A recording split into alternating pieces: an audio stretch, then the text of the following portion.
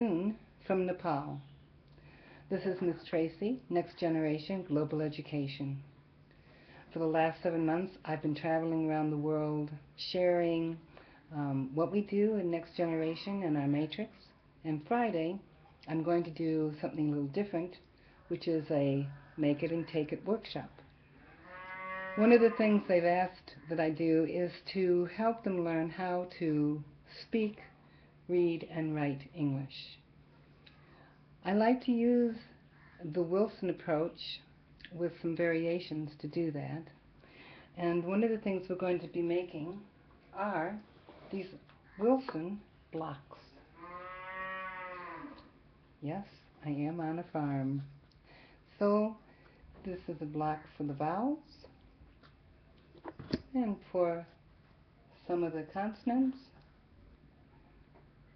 Notice that the vowels are red. We want to stay consistent with our board. Okay? And this is basically the steps that we took to make them.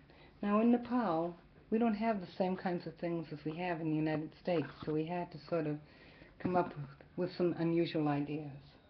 And the first thing was to find something that was hard enough to at least be able to make a template or pattern. So we took apart some folders. And then I went online and I found a basic 6-sided dice, and I photocopied it off, glued it on to the board, cut it out, and now I have a template to make many templates. I need about 10 for the workshop, and we have about that. Once they have the template, they take it, they place it on a piece of paper, they trace around it, and they end up writing and folding it, like so.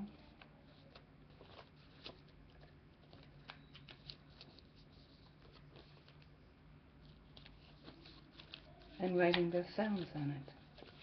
Get these tabs folded. You'll see how they have tabs here for us to be able to glue. Get this tab folded down.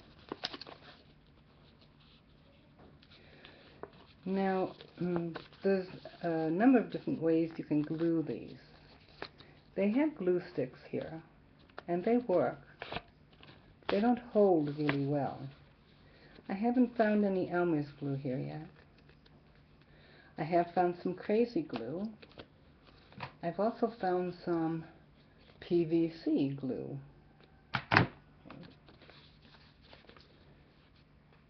I've used a little bit of all. I think I like the PVC glue the best because I don't have any crazy glue. But you want something that's going to give you a fine bead, not a lot of glue. Okay, once it's folded,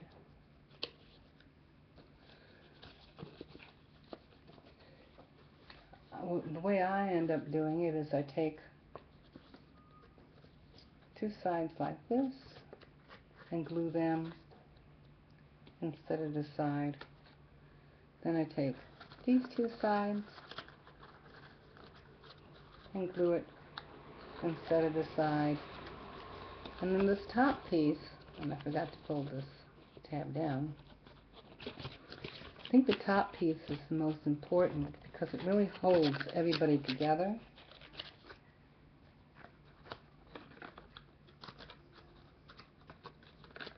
Like that. And that's how you would end up gluing it. This, of course, isn't glued, so it will come right apart. Now I made a block so that all of the vowels are on one block, and consonants are on 3 different blocks, I will probably make another block with the vowels and particularly put on extra E's later, not yet. I also have one ready to put together that has the welded am, and, all. And I have one ready for digraphs.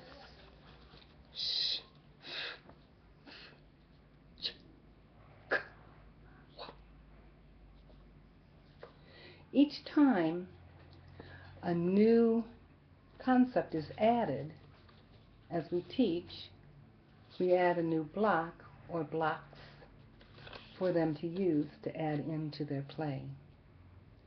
Being able to manipulate and play with the words besides the tiles helps them better understand and remember.